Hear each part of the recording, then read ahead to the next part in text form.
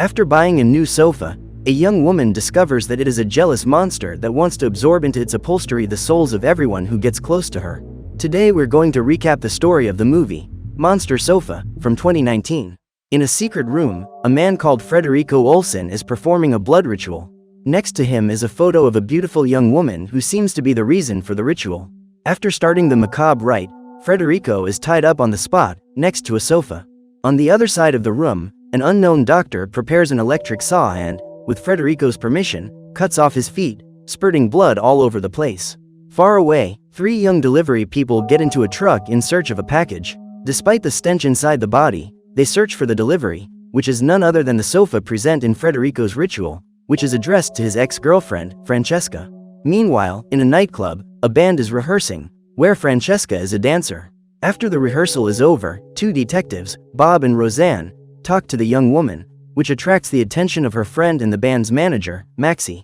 The detectives reveal that they found Frederico's severed feet in the trash and ask if they know anything about what happened. Francesca simply says that, since the end of the relationship, she had applied for a restraining order against her ex-boyfriend, who had become very obsessive. The detectives want to ask more questions, but Francesca has to go home because she's waiting for her new sofa to be delivered. Meanwhile, the furniture is being taken off the truck, but one of the delivery girls gets her hand caught in it and narrowly misses having her fingers cut off. Despite this bizarre situation, the sofa is taken off the truck and the delivery man asks the store owner, Jack, for Francesca's address. Being Maxi's grandfather, Jack knows the location and informs the delivery man, who starts preparing the car to take the package. Meanwhile, the old man goes to inspect the sofa, but as he touches it, Jack begins to see visions of a young woman running through the forest. These visions make him faint and, when he is picked up by the delivery man, Jack makes it look like it was nothing, but he is very disturbed by what he has seen. In the meantime, Maxi leaves Francesca at home, where her current boyfriend, TJ, is waiting outside, sitting on the new sofa. He unwillingly takes the furniture into Francesca's living room, but then says he has to go out to meet some friends. Alone, the young woman goes to take a shower, without suspecting that the sofa somehow seems to be watching her. When evening comes, Francesca finishes her bath but has the feeling that something, or someone, is approaching. When she turns around, she is startled to see a bizarre clown mask, which soon turns out to be a disguise for her friend, Maxi.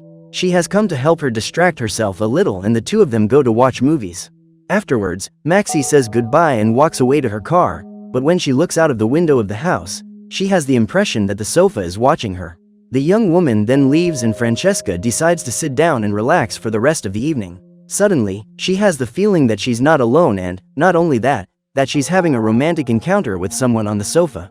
This sensation becomes more and more intense, but shortly afterwards, she wakes up in her bed and believes it was just a dream. However, everything indicates that this experience with the sofa was real because, behind the furniture, the spirit of the same young woman that old Jack saw in his dreams appears.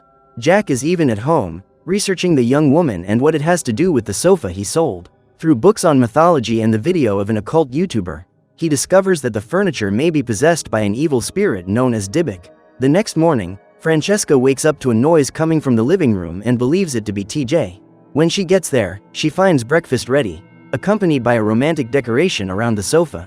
Shortly afterwards, TJ wakes up in another room and, believing that he has made this decoration, she hugs him and invites him to have coffee together. However, the man has no idea who did it, but he keeps up the charade, just to please her. Meanwhile, at the police station, Detective Bob analyzes the evidence from Frederico's case on the computer. The images reveal that the young man not only had an obsession with Francesca, but was also devoted to the mystical art of voodoo. He then calls Francesca to confirm this information, but the young woman didn't know that Frederico did this kind of thing. She just says that, for some unknown reason, the men she has been involved with have become obsessive over time, as was the case with Frederico. Francesca continues her testimony, unaware that, at home, the sofa is watching TJ prepare food on the stove. Jealous of her new boyfriend, the sofa lifts the armchair support, presses him against the stove and finally hits his leg with a sharp iron hook. TJ desperately calls Francesca, who arrives home with Detective Bob to find her boyfriend bleeding in the bathtub. She helps him out of there and the detective goes into the living room, but finds no evidence of a suspect, just the sofa, lying there motionless. The young man explains that the sofa is possessed and has done this to him, but Francesca finds the story absurd and asks him to get some rest. TJ then goes to spend the night at his mother's, who is watching a meditation class with her headset on full volume. Because of this, she doesn't listen when her son asks for her help, just as a huge iron spring hits his window. TJ goes to see what it is, but to his horror, outside is Francesca's sofa, staring at him. The young man starts to feel sick and tries to close the window, but the springs from the sofa extend into his room. TJ crawls across the floor, but one of the springs pierces his injured foot, and then the sofa begins to emit a strange energy, which absorbs TJ's soul into it. As a result, the young man became the first victim of the evil sofa, controlled by the Dybbuk entity. The only hope of stopping it lies in the hands of Jack, who, with the help of his companion, tries to access the supernatural world in order to better understand the visions he has seen. Thanks to a ritual performed by the two of them, Jack manages to access the vision and finds the young woman in the forest, running away from someone. Suddenly, she drops a cloth with a poisonous flower, and when the old man inspects it, he is transported to another part of the forest. There, he finds the young woman being approached by a peasant carrying a basket of food. Suddenly, the young woman pulls out a knife that was in the basket and uses it on herself, scaring the peasant and a mysterious guy who was hiding in the forest. After this, Jack wakes up and tells his companion what he has discovered. According to him, the young woman in the forest had poisoned someone, took her own life after doing so, and now her spirit lives inside the sofa. Knowing this, he decides to go after Francesca, because he knows that as long as she has the sofa, she will be in great danger. Yet another night alone, Francesca witnesses another bizarre event when she wakes up on the sofa and finds one of her underwear on the floor. As she approaches, she sees the shadow of someone in the bathroom, but when she goes to look, there is no one around. She then closes the bathroom window and walks towards the door, only for someone mysterious to appear in front of her, but again, it was all just a dream. Francesca wakes up relieved, but soon hears more strange noises coming from the living room. Again, she goes to check what it is, carrying only a flashlight to defend herself. When she arrives in the living room, she finds her sofa, but this time the furniture moves towards the girl, who screams in terror at this supernatural event. Francesca immediately calls Maxi, who, when she gets there, decides to take her home, as he believes she is still traumatized by Federico's elimination. The friends spend the night peacefully, but the same cannot be said for TJ.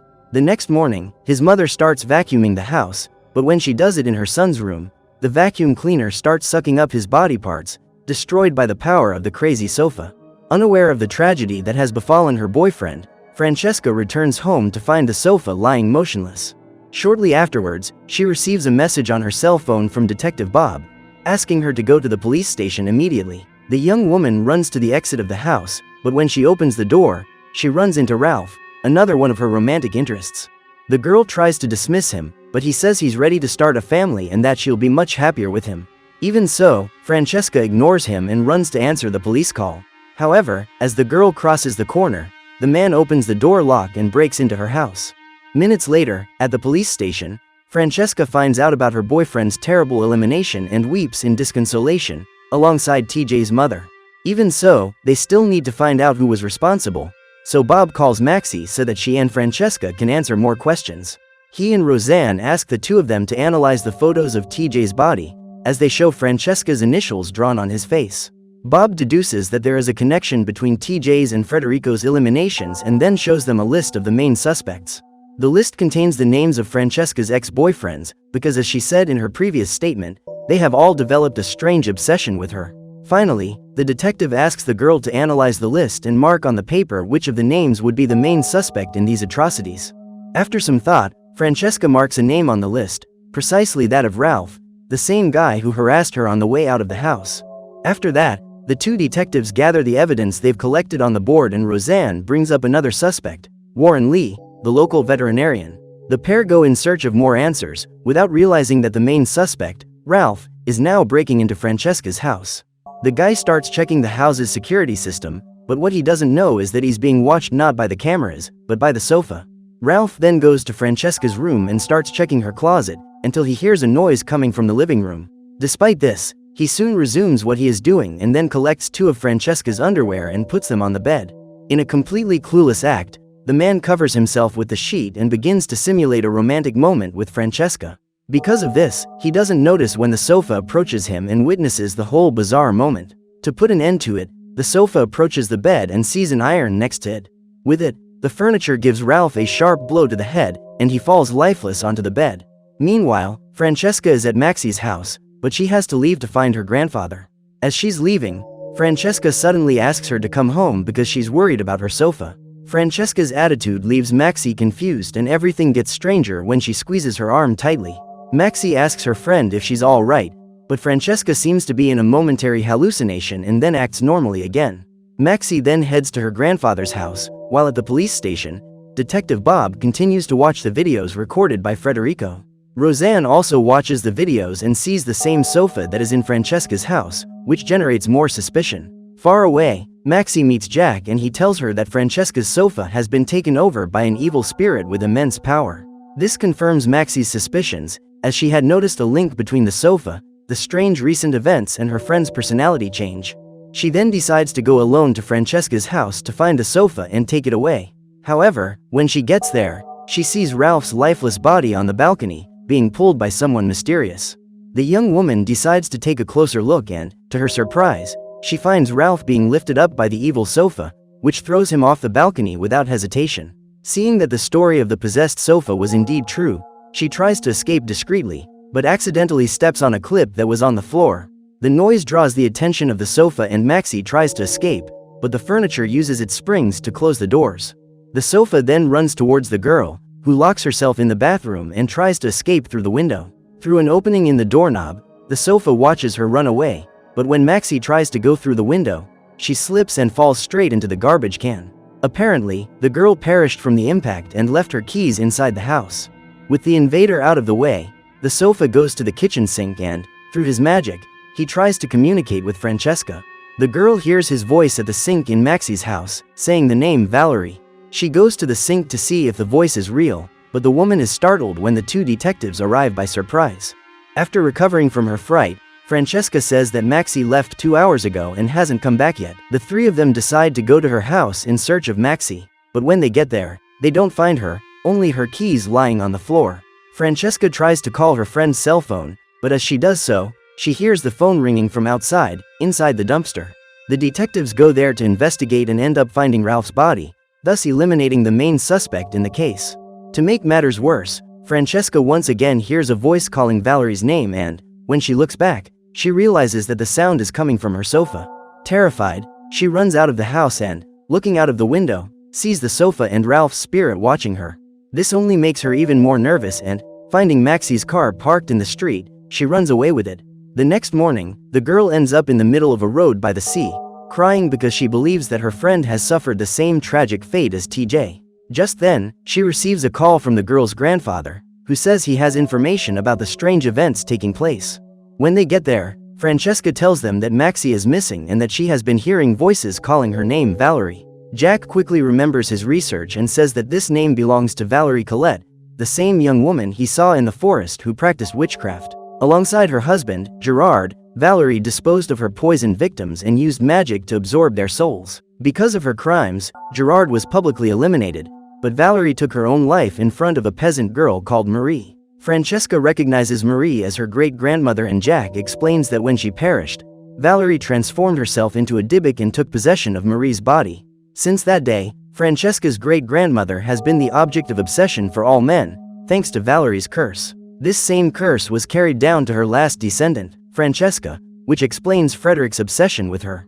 Not only that, but it's likely that Gerard's spirit was controlling Frederick so that the former wizarding couple could be reunited. However, Jack notices a flaw in this theory, as a Dybbuk needs a living body to manifest itself, but instead it has ended up inside the sofa. Even though he doesn't have an answer for this, the old man comes up with a plan to eliminate the evil spirits, creating 2 boxes to trap them in. While Jack finishes assembling them, Francesca falls back into a trance and finds the sofa, as well as Valerie's spirit. She manages to get out of this illusion, but finds Jack having a heart attack and tries to help him, but the old man tells her to take one of the boxes and attach the Dybbuk present to the sofa. Just then, at the police station, Bob meets Warren Lee, who confesses to having removed Federico's feet at his request. At the same time, Roseanne does her own investigation and goes to Ralph's house, where she discovers that he had secretly installed cameras in Francesca's house. During one of the recordings, Roseanne discovers that the sofa is in fact alive and rushes to reveal it to Bob. Minutes later, Francesca returns home and orders the spirit inside the sofa to enter the box, but it refuses and tries to resist.